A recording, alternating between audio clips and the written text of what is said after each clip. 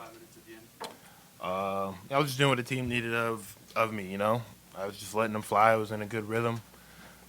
Didn't really realize what I was doing in the moment. I was just trying to win the basketball game. Your emotions of winning games like this, you guys have done it 3 times in 3 weeks now. Are they still the same as it was after the Bucks game, or is it? It's always the less same. It's surprising always now? special. It's always fun. This is what we live for. This is what we, work every day for, work so hard for, is to perform and to show up in these moments. And, we just continue to do it time and time again. Aaron, if I could ask you to get a little bit deeper into what you were explaining there, your flow state, if you will, what it's like to be on the floor in those moments, it's hard to describe. What Yeah. does it feel like to kind of It's unreal.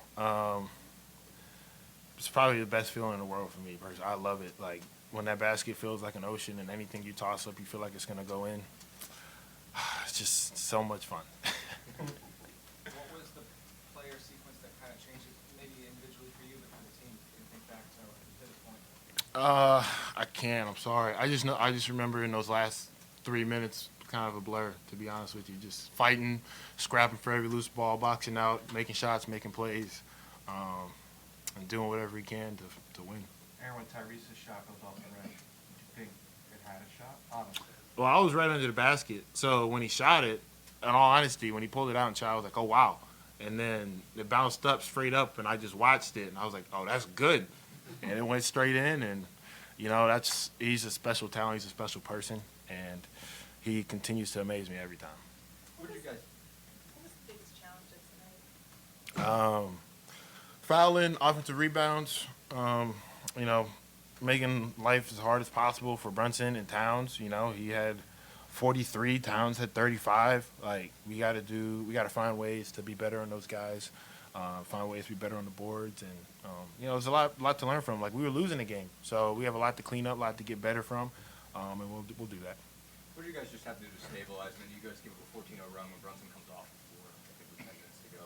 I can imagine they have a sense of honor, felt like it's falling out. What do you guys have to do just to stabilize in that stretch and keep it going from there? Just fight. I know we slipped a little bit, and we never stopped believing. We were able to I think we called a timeout, and we flipped it from there. But just continue to believe, continue to play our game, and once we were able to get stops, rebounds, and play pacer basketball and push, the game changed. You said you were under the basket. Did you have enough of a view of Tyrese's plays? Like, it looked like the same play from Cleveland. Yeah, I was right under the basket. I saw it go straight through the net. It was crazy. Yeah, crazy. The three? What, his three today? The second, if you think it was. No, I was looking. I didn't see it. I was looking at the ball going in the basket. How's your knee? Knee's fine. How much does each of these comebacks kind of build on the next? I mean, do you feel more confident in these moments after everyone believing? Yeah, More reason to believe, I guess. Yeah, it's good to be up 1-0, but that's just one game. Like I said, we got a lot to clean up and a lot to do better at going into game 2. So we got to get off to a better start. Can't put ourselves in that position. Yeah, confident from it, but yeah. Were you hoping to get that shot? I mean, the way you were. A little bit.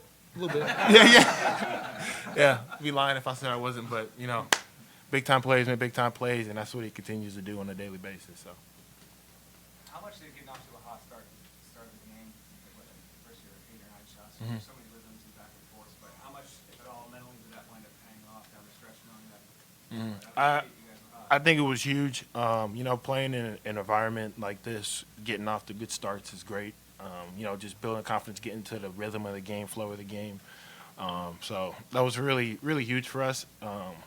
And we just got to make sure we're able to punch first every time.